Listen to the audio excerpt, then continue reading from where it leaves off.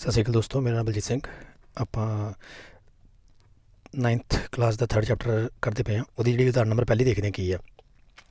ਕਹਿੰਦਾ ਉਦਾਹਰਨ 1 ਦੇ ਵਿੱਚ ਕੀ ਹੈ, ਕਹਿੰਦਾ ਹੇਠ ਲਿਖੇ ਦਿੱਤੇ ਚਿੱਤਰ 13.11 ਨੂੰ ਦੇਖ ਕੇ ਹੇਠਾਂ ਲਿਖੇ ਕਥਨਾਂ ਨੂੰ ਪੂਰਾ ਕਰੋ। ਪਹਿਲਾ ਕਥਨ ਕੀ ਹੈ, ਕਹਿੰਦਾ ਬਿੰਦੂ B ਦਾ ਭੁਜ ਅਤੇ ਕੋਟੀ ਕ੍ਰਮਵਾਰ ਡੈਸ਼ ਅਤੇ ਡੈਸ਼ ਹਨ, ਇਸ ਲਈ B ਦੇ ਨਿਰਦੇਸ਼ਾਂਕ ਇਹ ਹਨ। ਹੁਣ ਦੇਖੋ ਜਿਹੜਾ ਭੁਜ ਅਤੇ ਕੋਟੀ ਕੀ ਸੀਗਾ। ਜਿਹੜਾ ਭੁਜ ਅਤੇ ਕੋਟੀ ਹੈ ਉਹਦੇ ਲਈ ਸਾਡੇ ਕੋਲ ਕੀ ਚੀਜ਼ ਹੈਗੀ ਆ। ਅਸੀਂ ਇਹ ਕਿਹਾ ਸੀਗਾ ਵੀ ਐਕਸ ਦੇ ਨਿਰਦੇਸ਼ਾਂਕ ਨੂੰ ਅਸੀਂ ਇੱਥੇ ਕੀ ਕਹਿੰਦੇ ਐਕਸ ਦੇ ਨਿਰਦੇਸ਼ਾਂਕ ਨੂੰ ਐਕਸ ਨਿਰਦੇਸ਼ਾਂਕ ਨੂੰ ਭੁਜ ਐਬਸਿਸਾ ਵੀ ਕਿਹਾ ਜਾਂਦਾ ਹੈ। ਠੀਕ ਹੈ, ਚਾਹੇ ਐਕਸ ਨਿਰਦੇਸ਼ਾਂਕ ਬੋਲੋ, ਚਾਹੇ ਕੀ ਬੋਲੋ ਭੁਜ, ਚਾਹੇ ਕੀ ਬੋਲੋ ਐਬਸਿਸਾ। ਕਲੀਅਰ ਚੀਜ਼। ਦੂਜੀ ਗੱਲ, ਵਾਈ ਨਿਰਦੇਸ਼ ਅੰਕ ਨੂੰ, ਜਿਹੜਾ ਵਾਈ ਨਿਰਦੇਸ਼ ਅੰਕ ਹੈ ਨੂੰ ਕੋਟੀ ਆਰਡੀਨੇਟ ਵੀ ਕਿਹਾ ਜਾਂਦਾ ਹੈ। ਚਾਹੇ ਵਾਈ ਨਿਰਦੇਸ਼ ਅੰਕ ਬੋਲੋ, ਚਾਹੇ ਕੋਟੀ ਬੋਲੋ, ਚਾਹੇ ਆਰਡੀਨੇਟ ਬੋਲੋ। ਇਹ ਵੀ ਗੱਲ ਕਲੀਅਰ ਹੋਣੀ ਚਾਹੀਦੀ ਹੈ। ਇਹ ਕਲੀਅਰ ਹੋ ਗਈ। ਕਹਿੰਦਾ ਬਿੰਦੂ B ਦਾ ਭੁਜ ਅਤੇ ਕੋਟੀ ਕ੍ਰਮਵਾਰ ਡੈਸ਼ ਅਤੇ ਡੈਸ਼ ਹਨ। ਮਤਲਬ ਇੱਥੇ ਭੁਜ ਦੀ ਵੈਲਿਊ ਲਿਖਣੀ ਹੈ ਅਤੇ ਇੱਥੇ ਕੀ ਲਿਖਣੀ ਹੈ, ਕੋਟੀ ਦੀ ਵੈਲਿਊ ਲਿਖਣੀ ਹੈ। ਓਕੇ, ਜਾਂ ਇੱਥੇ ਅਤੇ ਇਸ ਲਈ B ਦੇ ਨਿਰਦੇਸ਼ਾਂਕ ਇਹ ਨੇ। ਠੀਕ ਹੈ, ਓਕੇ ਨਿਰਦੇਸ਼ਾਂਕ। ਹੁਣ ਕਹਿੰਦਾ ਬਿੰਦੂ M ਦੇ ਐਕਸ ਨਿਰਦੇਸ਼ ਅੰਕ ਅਤੇ ਵਾਈ ਨਿਰਦੇਸ਼ ਅੰਕ ਕ੍ਰਮਵਾਰ ਨੇ, ਹੈ ਨਾ। ਤਾਂ ਮੈਂ ਪਹਿਲੇ ਕਿਹਾ ਚਾਹੇ ਭੁਜ ਬੋਲੋ, ਚਾਹੇ ਐਕਸ ਨਿਰਦੇਸ਼ ਅੰਕ ਬੋਲੋ, ਭਾਵੇਂ ਕੋਟੀ ਬੋਲੋ, ਭਾਵੇਂ ਵਾਈ ਨਿਰਦੇਸ਼ ਅੰਕ ਬੋਲੋ, ਕ੍ਰਮਵਾਰ ਡੈਸ਼ ਅਤੇ ਡੈਸ਼ ਹਨ, ਇਸ ਲਈ M ਦੇ ਨਿਰਦੇਸ਼ਾਂਕ ਇਹ ਹਨ। ਬਿੰਦੂ L ਤੇ ਐਕਸ ਦੇ ਨਿਰਦੇਸ਼ਾਂਕ ਵਾਈ ਅੰਕ ਕ੍ਰਮਵਾਰ ਡੈਸ਼ ਅਤੇ ਡੈਸ਼ ਹਨ, ਇਸ ਲਈ L ਦੇ ਨਿਰਦੇਸ਼ਾਂਕ ਡੈਸ਼ ਹਨ। ਬਿੰਦੂ S ਦੇ ਐਕਸ ਨਿਰਦੇਸ਼ਾਂਕ ਤੇ ਵਾਈ ਨਿਰਦੇਸ਼ ਅੰਕ ਕ੍ਰਮਵਾਰ ਡੈਸ਼ ਅਤੇ ਡੈਸ਼ ਹਨ, ਇਸ ਲਈ S ਦੇ ਨਿਰਦੇਸ਼ਾਂਕ ਡੈਸ਼ ਹਨ। ਠੀਕ ਹੈ, ਆ ਰਿਹਾ ਸਾਡੇ ਕੋਲ ਡਾਇਗਰਾਮ। ਇਹ ਡਾਇਗਰਾਮ ਨੂੰ ਸਮਝਣ ਲਈ ਇਹ ਜੋ ਡਾਇਗਰਾਮ ਆਪਾਂ ਕਰਨਾ ਹੈ, ਇਹ ਜਿਹੜਾ ਸਾਡੇ ਕੋਲ ਚਿੱਤਰ ਹੈ ਇਹਦੇ ਵਿੱਚ ਅਸੀਂ B ਦੀ ਪਹਿਲਾਂ ਵੈਲਿਊ ਲੱਭਣੀ ਹੈ। ਠੀਕ ਹੈ, ਤਾਂ ਦੇਖੋ ਦੋ ਤਰੀਕੇ ਨੇ। ਜੇ ਤਾਂ ਬਿੰਦੂ ਡਰਾਅ ਕਰਨਾ ਹੋਵੇ, ਹੈ ਨਾ, ਮਤਲਬ ਬਿੰਦੂ ਅਸੀਂ ਕੀ ਕਰਨਾ, ਬਣਾਉਣਾ ਹੈ, ਉਹਦਾ ਅਲੱਗ ਤਰੀਕਾ ਹੈ। ਅਤੇ ਬਿੰਦੂ ਲੱਭਣ ਦਾ ਲਈ ਤੁਸੀਂ ਹੋਰ ਤਰੀਕੇ ਨਾਲ ਸੋਚਣਾ ਹੈ। ਦੇਖੋ ਇਹਨੇ ਸਾਨੂੰ ਸੋਲਿਊਸ਼ਨ ਕੀ ਦਿੱਤਾ ਹੈ, ਤੁਸੀਂ 1 ਮਿੰਟ 'ਚ ਦੇਖ ਕੇ ਲੱਭ ਹੀ ਲੈਂਗੇ ਹੋ। ਕਾਫੀ ਬੱਚਿਆਂ ਨੂੰ ਪਤਾ ਵੀ ਹੋਣਾ ਇਹ 4,3 ਹੈ। ਇਹਦਾ ਤੁਸੀਂ ਦੇਖ ਕੇ ਦੱਸ ਦੇਂਗੇ ਹੋ, ਕਿਉਂਕਿ ਇਹਦਾ ਕੀ ਤਰੀਕਾ ਹੈ। ਤੁਸੀਂ ਇੱਦਾਂ ਚੱਲੇ 1 2 3 4 4 'ਤੇ ਪਹੁੰਚ ਕੇ ਇੱਥੇ ਖੜ੍ਹੇ ਹੋ, ਉੱਪਰ ਦੇਖਿਆ, ਇੱਧਰ ਕੀ ਕੀਤਾ, ਇੱਕ ਲੰਬ ਖਿੱਚਤਾ। ਓਕੇ, ਦੂਜੇ ਪਾਸੇ ਇਸ ਤਰੀਕੇ ਨਾਲ ਵਾਈ 'ਤੇ ਚੱਲੇ, ਐਕਸਿਸ 'ਤੇ 1 2 3 3 'ਤੇ ਚੱਲੇ, ਇੱਥੇ ਖੜ੍ਹ ਕੇ ਉੱਪਰ ਨੂੰ ਦੇਖਿਆ ਤਾਂ ਇੱਥੋਂ ਖਿੱਚ ਕੇ ਲੰਬ ਖਿੱਚਤਾ। ਜਿੱਥੇ ਦੋਨੋਂ ਪੁਆਇੰਟ ਕੱਟਦੇ ਨੇ, ਠੀਕ ਹੈ, ਜਿੱਥੇ ਮੈਂ ਦੋਨੋਂ ਲਾਈਨਾਂ ਕੱਟਦੀਆਂ ਨੇ, ਜਿਹੜਾ ਪੁਆਇੰਟ ਬਣਦਾ ਪੁਆਇੰਟ B ਨੂੰ ਤੁਸੀਂ ਕੀ ਕਹੇਂਗੇ ਹੋ, 4,3 ਕਹੇਂਗੇ ਹੋ। ਓਕੇ, ਇਹ ਤਾਂ ਤੁਸੀਂ ਲੋਕੇਸ਼ਨ ਦੱਸਤੀ ਆ, ਬਟ ਇਹਦੇ ਵਿੱਚ ਇੱਕ ਚੀਜ਼ ਸਮਝਣ ਵਾਲੀ ਆ। ਉਹ ਕਿਹੜੀ ਸਮਝਣ ਵਾਲੀ ਹੈਗੀ ਆ? ਉਹ ਇਹ ਸਮਝਣ ਵਾਲੀ ਆ ਕਿ ਜਿਹੜਾ ਤੁਸੀਂ ਹੁਣ ਆਪਾਂ ਲਾਈਨ ਪੜ੍ਹਦੇ ਹਾਂ, ਲਾਈਨ ਪੜ੍ਹ ਕੇ ਸਮਝਦੇ ਹਾਂ ਵੀ ਚੀਜ਼ ਕੀ ਸਮਝਣ ਵਾਲੀ ਹੈਗੀ ਇਹਦੇ ਵਿੱਚ। ਕਹਿੰਦਾ ਹੱਲ, ਕਹਿੰਦਾ ਕਿਉਂਕਿ ਵਾਈ ਧੁਰੇ ਤੋਂ ਬਿੰਦੂ B ਦੀ ਦੂਰੀ 4 ਇਕਾਈਆਂ ਹੈ। ਧਿਆਨ ਨਾਲ ਦੇਖਿਓ, ਵਾਈ ਧੁਰੇ ਤੋਂ ਆ ਰਿਹਾ ਵਾਈ ਧੁਰਾ, ਇੱਥੋਂ ਆ ਰਿਹਾ ਬਿੰਦੂ B, ਇੱਥੋਂ ਜਿਹੜੀ ਦੂਰੀ ਹੈ 4 ਇਕਾਈਆਂ ਹੈ। 4 ਇਕਾਈਆਂ ਕਿੱਧਰ ਨੂੰ ਨੇ, ਇੱਦਾਂ 1 2 3 4, ਇੱਥੇ 4 ਇਕਾਈਆਂ ਸੀਗੀਆਂ। ਵਾਈ ਧੁਰੇ ਤੋਂ ਕਿੰਨੀ ਦੂਰ ਹੈ, ਇੱਥੇ 3 ਨਹੀਂ ਦੇਖਦਾ ਪਏ ਤੁਸੀਂ, ਵਾਈ ਧੁਰੇ ਤੋਂ ਦੇਖ, ਇੱਥੇ ਵਾਲੇ ਗਿਣਤੀ ਨੂੰ ਭੁੱਲ ਜਾਓ, ਇੱਥੇ ਗਿਣਤੀ ਨੂੰ ਭੁੱਲ ਜਾਓ, ਸਿਰਫ ਵਾਈ ਧੁਰਾ ਦੇਖੋ। ਵਾਈ ਧੁਰੇ ਤੋਂ ਕਿੰਨੀ ਦੂਰ ਹੈ, ਮਤਲਬ ਵਾਈ ਧੁਰੇ ਤੋਂ ਮੈਂ ਜੇ 4 ਸਟੈਪ ਚੱਲਦਾ, 4 ਇਕਾਈਆਂ ਮਤਲਬ 1 ਸਟੈਪ 2 ਸਟੈਪ 3 ਸਟੈਪ 4 ਸਟੈਪ ਚੱਲਦਾ ਤਾਂ ਇੱਥੇ ਪਹੁੰਚੂੰਗਾ। ਓਕੇ, ਪਰ ਜਦੋਂ ਮੈਂ ਇੱਥੇ ਖੜ੍ਹਾ ਸੀਗਾ ਮੈਨੂੰ ਇੱਦਾਂ ਪਤਾ ਲੱਗਿਆ ਵੀ ਮੈਂ ਇੱਥੇ ਹਵਾ 'ਚ ਤਾਂ ਜਾ ਨਹੀਂ ਸਕਦਾ, ਮੰਨ ਲਓ, ਹੈ ਨਾ, ਇਸ ਤਰੀਕੇ ਨਾਲ। ਤਾਂ ਮੈਂ ਕੀ ਕੀਤਾ, ਵਾਪਸ ਇੱਥੇ ਤੁਰ ਕੇ ਆਇਆ ਤਾਂ ਮੈਂ ਐਕਸ ਐਕਸਿਸ ਚੱਲਿਆ 1 2 3 4 1 2 3 4। ਇੱਥੋਂ ਕੀ ਕੀਤਾ ਮੈਂ, ਇਹਨੂੰ ਕੀ ਕੀਤਾ, ਇੱਥੇ ਕਿਹੜਾ ਲੰਬ ਸੀਗਾ ਉਹ ਮਤਲਬ ਸੀ ਮੈਂ ਇੱਥੇ 4 ਇਕਾਈਆਂ ਤੁਰਦਾ ਪਿਆ।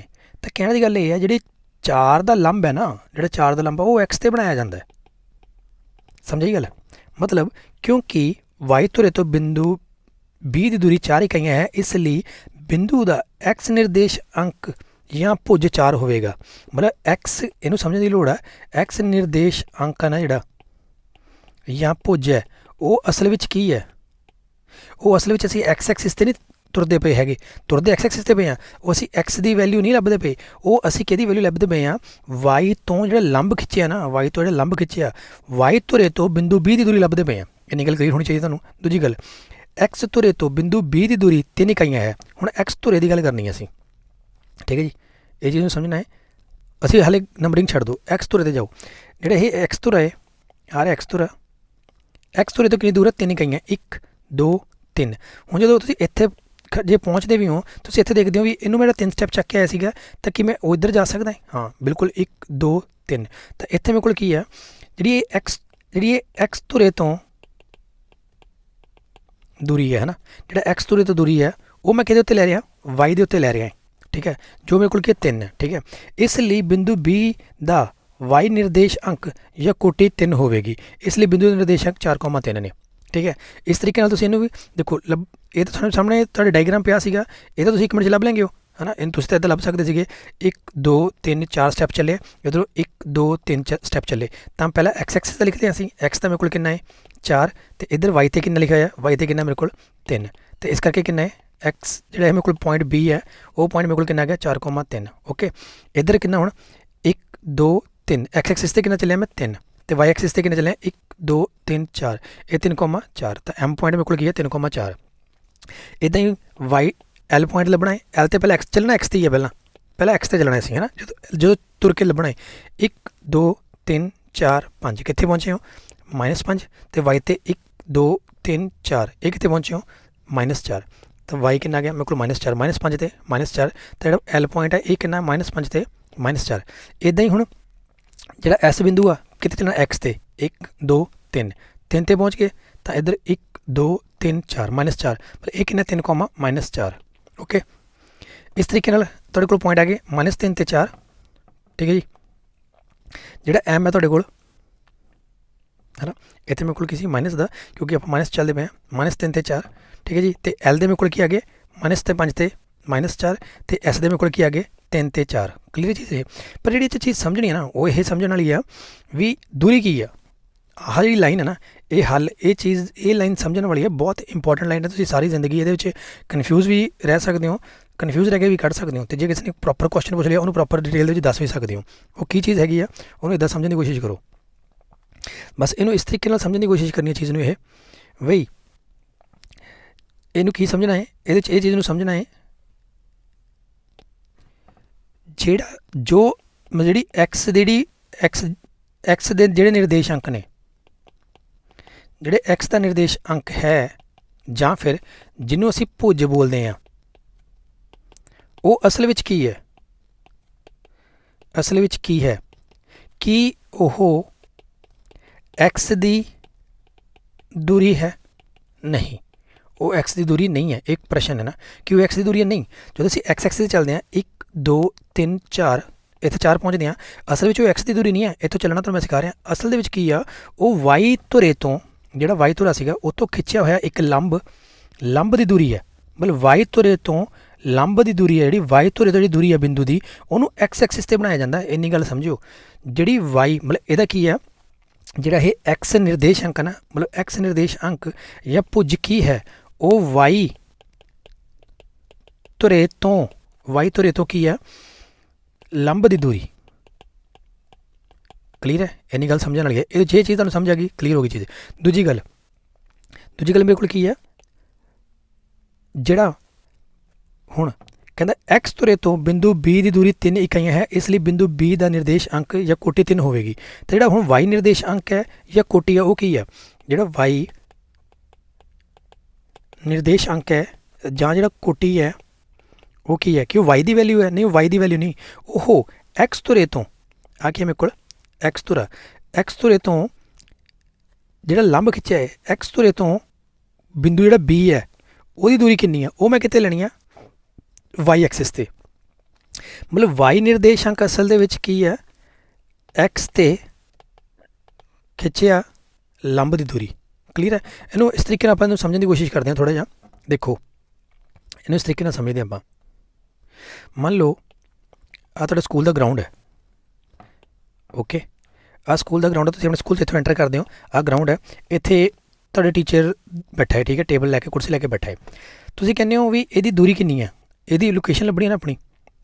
ਦੇਖੋ ਤੁਸੀਂ ਇੱਥੇ ਆ ਕੇ ਖੜ੍ਹੇ ਹੋ ਹੈ ਨਾ, ਆਹ ਜਗ੍ਹਾ 'ਤੇ ਖੜ੍ਹੇ ਹੋ। ਹੁਣ ਤੁਸੀਂ ਇਹਦੀ ਦੂਰੀ ਲੱਭਣਾ ਚਾਹੁੰਦੇ ਹੋ, ਤਾਂ ਦੂਰੀ ਲੱਭਣ ਦੇ ਲਈ ਤਾਂ ਬੇਸਿਕਲੀ ਹੁਣ ਆਹ ਕੀ ਹੈ, ਇਹਨੂੰ ਤੁਸੀਂ y ਐਕਸਿਸ ਮੰਨ ਲੈਂਦੇ ਹੋ, ਇਹਨੂੰ ਤੁਸੀਂ ਕੀ ਮੰਨ ਲੈਂਦੇ ਹੋ, x ਐਕਸਿਸ ਮੰਨ ਲੈਂਦੇ ਹੋ।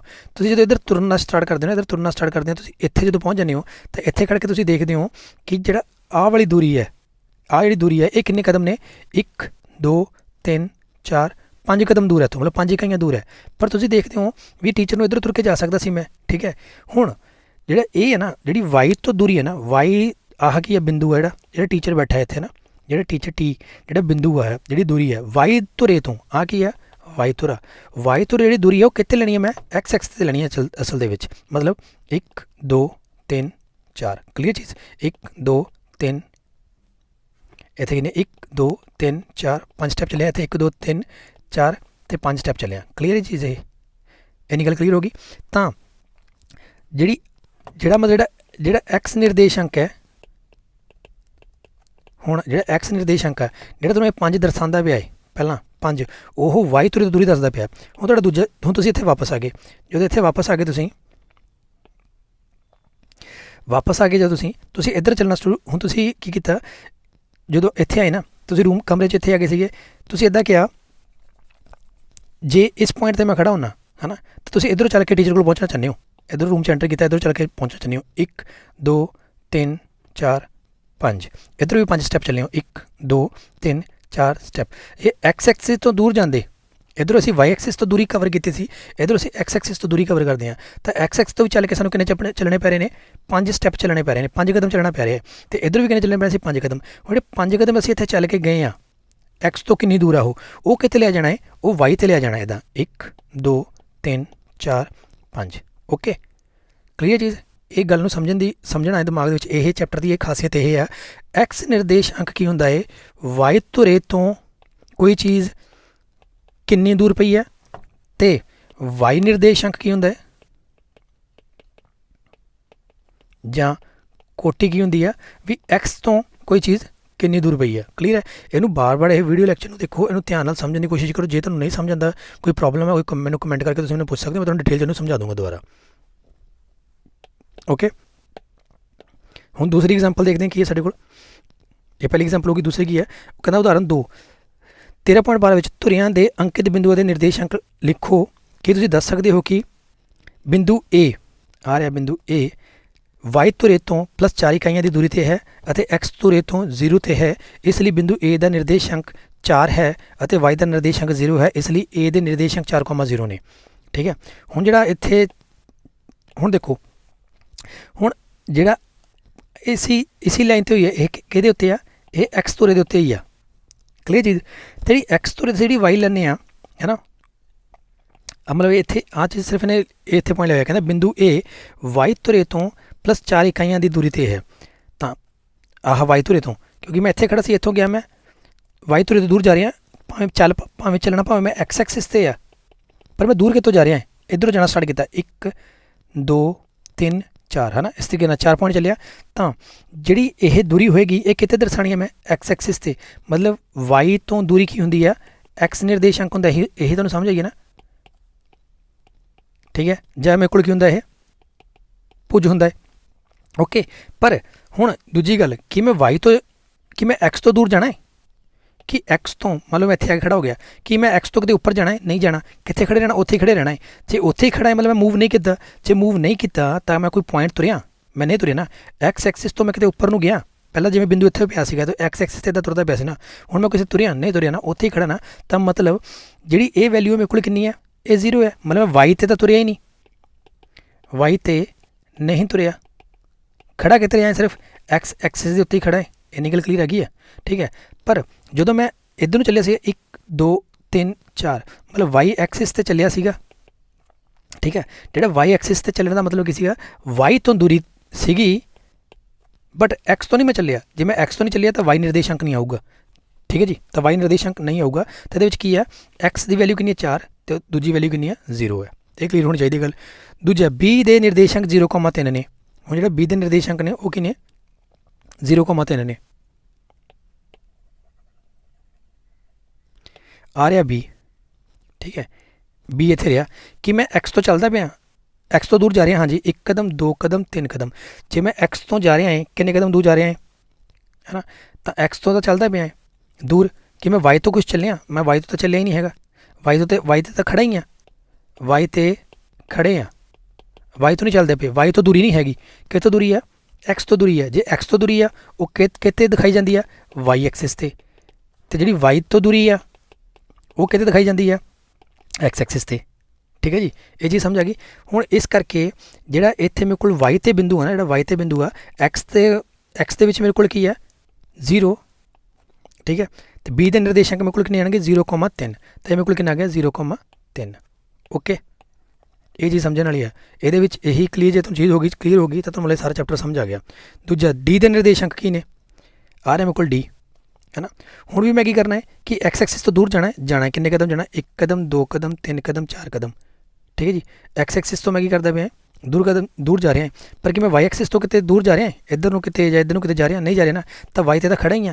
ਜੇ ਵਾਈ 'ਤੇ ਖੜਾ ਹੈ, ਠੀਕ ਹੈ, ਤਾਂ ਮੇਰੇ ਕੋਲ ਐਕਸ ਕੀ ਹੋਏਗਾ, 0 ਹੋਏਗਾ, ਠੀਕ ਹੈ। ਅਤੇ ਇਹਦੀ ਵੈਲਿਊ ਕਿੰਨੀ ਆ ਜਾਏਗੀ, ਡੀ ਦੀ ਵੈਲਿਊ ਕਿੰਨੀ ਮਿਲੇਗੀ, 0,-4। ਇਹਦੀ ਸੀ ਦੀ ਵੈਲਿਊ ਵੀ ਕਿੰਨੀ ਹੈਗੀ ਹੈ, ਸੀ 'ਤੇ ਹੁਣ ਮੈਂ ਕਿਚਨ ਜਿਹੜਾ ਸੀ ਤੋਂ ਚੱਲਦਾ ਪਿਆ, ਮੈਂ ਵਾਈ ਤੁਰੇ ਤੋਂ ਦੂਰ ਜਾ ਰਿਹਾ, ਦੇਖੋ ਵਾਈ ਤੁਰੇ ਤੋਂ ਕਿੰਨਾ ਦੂਰ ਜਾ ਰਿਹਾ, 1 2 3 4 5, ਕਲੀਅਰ ਚੀਜ਼, ਮਤਲਬ -5। ਵਾਈ ਤੁਰੇ ਤੋਂ ਮੈਂ ਕਿੰਨਾ ਜਾ ਰਿਹਾ, -5, ਮਤਲਬ ਐਕਸ ਦੀ ਵੈਲਿਊ ਲੱਭਦਾ ਪਿਆ, ਅਤੇ ਵਾਈ 'ਤੇ ਤਾਂ ਐਕਸ ਤੋਂ ਤਾਂ ਕਿਤੇ ਉੱਪਰ ਚੱਲਣਾ ਹੀ ਨਹੀਂ। ਜੇ ਐਕਸ ਤੋਂ ਨਹੀਂ ਚੱਲਣਾ ਉੱਪਰ, ਆਪਾਂ ਕਿਸੇ ਹੋਰ ਆਸੇ ਪਾਸੇ ਨਾ ਇੱਧਰ ਨੂੰ ਜਾਣਾ ਨਾ ਇੱਧਰ ਨੂੰ ਜਾਣਾ, that means Y the value ਨਹੀਂ ਆਣੀ, ਉਹ ਕਿੰਨਾ ਰਹਿਣਾ, 0 ਰਹਿਣਾ। ਇਸ ਕਰਕੇ -5,0 ਹੈ। ਅਤੇ ਇਹਦੀ ਜਿਹੜੀ ਗੱਲ ਜਿਹੜੀ ਸਮਝਣ ਵਾਲੀ ਹੈ ਉਹ ਕਿਹੜੀ ਹੈ, ਇਹਦਾ ਈ ਦਾ ਨਿਰਦੇਸ਼ਾਂਕ ਵੀ ਦਿੱਤਾ ਹੋਇਆ ਹੈ। ਕਹਿੰਦਾ ਕਿਉਂਕਿ ਐਕਸ ਤੁਰੇ ਦਾ ਹਰੇਕ ਬਿੰਦੂ ਐਕਸ ਤੁਰੇ 'ਤੇ 0 ਦੂਰੀ 'ਤੇ ਹੈ, ਇਸ ਲਈ ਐਕਸ ਤੁਰੇ 'ਤੇ ਸਥਿਤ ਹਰੇਕ ਬਿੰਦੂ ਦਾ ਵਾਈ ਨਿਰਦੇਸ਼ਾਂਕ ਹਮੇਸ਼ਾ 0 ਹੋਵੇਗਾ। ਇਸੇ ਤਰ੍ਹਾਂ ਐਕਸ ਤੁਰੇ 'ਤੇ ਸਥਿਤ ਕਿਸੇ ਵੀ ਬਿੰਦੂ ਦੇ ਨਿਰਦੇਸ਼ਾਂਕ x, 0 ਦੇ ਰੂਪ ਹੋਣਗੇ। ਜਿੱਥੇ ਵਾਈ ਤੁਰੇ ਤੋਂ ਬਿੰਦੂ x ਦੀ ਦੂਰੀ x ਹੈ, ਇਸੇ ਤਰ੍ਹਾਂ ਵਾਈ ਤੁਰੇ 'ਤੇ ਸਥਿਤ ਕਿਸੇ ਵੀ ਬਿੰਦੂ ਦੇ ਨਿਰਦੇਸ਼ਾਂਕ 0, y ਦੇ ਰੂਪ ਹੋਣਗੇ ਜਿੱਥੇ x ਤੁਰੇ ਤੋਂ ਬਿੰਦੂ ਦੀ ਦੂਰੀ y ਹੈ। ਕਿਉਂ? ਕਹਿੰਦਾ ਮੂਲ ਬਿੰਦੂ 0 ਦੇ ਨਿਰਦੇਸ਼ਾਂਕ ਕੀ ਹਨ, ਉਹਦੇ ਕੀ ਨੇ, 0,0 ਹੀ ਹੈ। ਕਿਉਂਕਿ ਦੋਨਾਂ ਧੁਰਿਆਂ ਤੋਂ ਇਸ ਦੀ ਦੂਰੀ 0 ਹੈ, ਇਸ ਲਈ ਇਸ ਦੇ ਪੁੰਜ ਅਤੇ ਕੋਟੀ ਦੋਨੋਂ ਹੀ 0 ਹੋਣਗੇ ਅਤੇ ਇਸ ਦੇ ਮੂਲ ਬਿੰਦੂ ਦੇ ਨਿਰਦੇਸ਼ 0,0 ਹੁੰਦੇ ਹਨ। ਉਪਰੋਕਤ ਉਦਾਹਰਨਾਂ ਵਿੱਚ ਤੁਸੀਂ ਇੱਕ ਬਿੰਦੂ ਦੇ ਨਿਰਦੇਸ਼ਾਂਕਾਂ ਵਿੱਚ ਲੱਗੇ ਚਿੰਨ੍ਹਾਂ ਅਤੇ ਉਸ ਦੀ ਬਿੰਦੂ ਦੀ ਚੌਥਾਈ ਜਿਸ ਵਿੱਚ ਉਹ ਸਥਿਤ ਹੈ ਦੇ ਵਿਚਾਲੇ ਹੇਠ ਲਿਖੇ ਸੰਬੰਧਾਂ ਵੱਲ ਜ਼ਰੂਰ ਧਿਆਨ ਦਿੱਤਾ ਹੋਵੇਗਾ। ਜੇ ਬਿੰਦੂ ਪਹਿਲੀ ਚੌਥਾਈ ਤਾਂ ਉਹ ਦੋਨੋਂ ਪਲੱਸ ਹੁੰਦੇ ਨੇ, ਪਲੱਸ ਦਾ ਰੂਪ ਹੋਵੇਗਾ ਕਿਉਂਕਿ ਪਹਿਲੀ ਚੌਥਾਈ ਧਨਾਤਮਕ ਐਕਸ ਧੁਰੇ ਅਤੇ ਧਨਾਤਮਕ ਵਾਈ ਧੁਰੇ ਨਾਲ ਘਿਰੀ ਹੋਈ ਹੈ। ਜੇ ਬਿੰਦੂ ਦੂਜੀ ਚੌਥਾਈ ਵਿੱਚ ਹੈ ਤਾਂ ਮਾਈਨਸ ਅਤੇ ਪਲੱਸ ਹੋਏਗਾ ਦਾ ਰੂਪ ਹੋਏਗਾ ਕਿਉਂਕਿ ਦੂਜੀ ਚੌਥਾਈ ऋणात्मक ਐਕਸ ਧੁਰੇ ਅਤੇ ਧਨਾਤਮਕ ਵਾਈ ਧੁਰੇ ਨਾਲ ਘਿਰੀ ਹੋਈ ਹੈ।